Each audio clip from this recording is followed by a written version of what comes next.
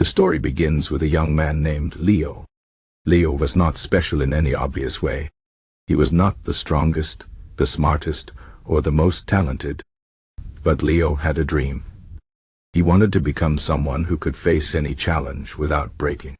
He wanted an unbreakable mindset. One day, Leo heard about an old philosopher who lived on a mountain. People said this philosopher had trained his mind to endure anything, pain, failure, even loss.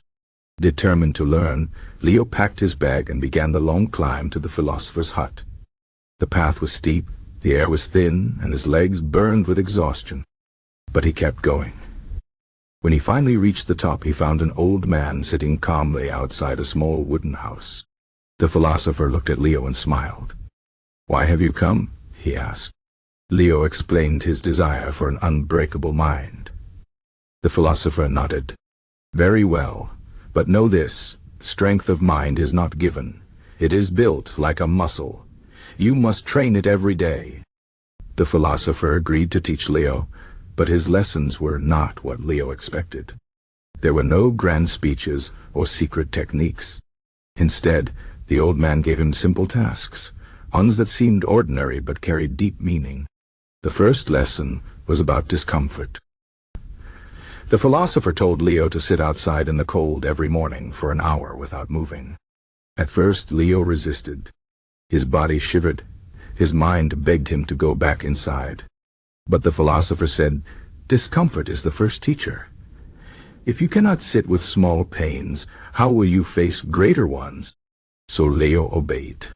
Day after day, he sat in the cold until his body stopped complaining. His mind grew quieter. The second lesson was about failure. The philosopher handed Leo a small pot and some seeds. "Plant these," he said, "but know that some will not grow." Leo did as he was told. He watered the seeds, gave them sunlight. But as the philosopher warned, some plants never sprouted. Leo felt disappointed. The old man nodded. Failure is part of life. An unbreakable mind does not fear it. It learns from it. Leo understood. He stopped seeing failure as an end, but as a lesson. The third lesson was about patience. The philosopher gave Leo a block of wood and a dull knife.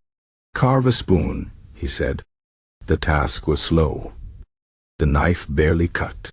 Leo's hands grew sore, and progress was tiny each day. He wanted to give up. But the philosopher reminded him, an unbreakable mind does not rush. It knows that mastery takes time. So Leo kept carving. Weeks passed.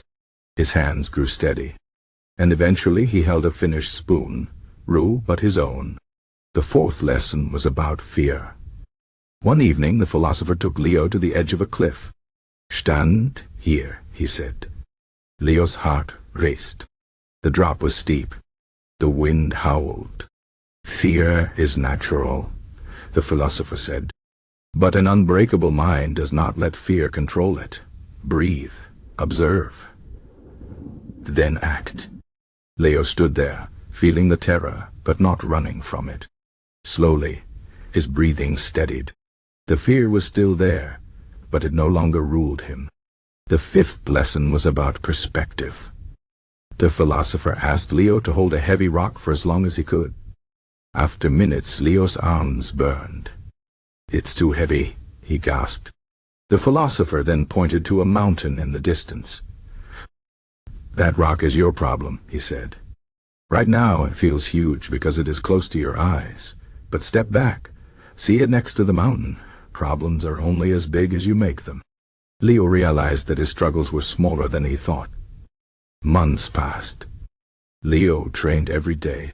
He faced discomfort, failure, patience, fear, and perspective. Then one morning the philosopher said, "Now it is time for your final test." He led Leo to a rushing river. "Cross it," he said. The water was wild. The rocks were slippery. Leo hesitated. But then he remembered his training. He breathed. He stepped carefully. The current pulled at him, but he stayed balanced. When he reached the other side, the philosopher smiled. You see, the river did not change. You did. Leo returned home a different person. He was not fearless. He still felt pain, doubt, and failure. But now, he knew how to face them. His mind was no longer fragile. It was strong, not because he never broke, but because he learned how to put himself back together. The philosopher's teaching stayed with him. Whenever life became difficult, Leo remembered.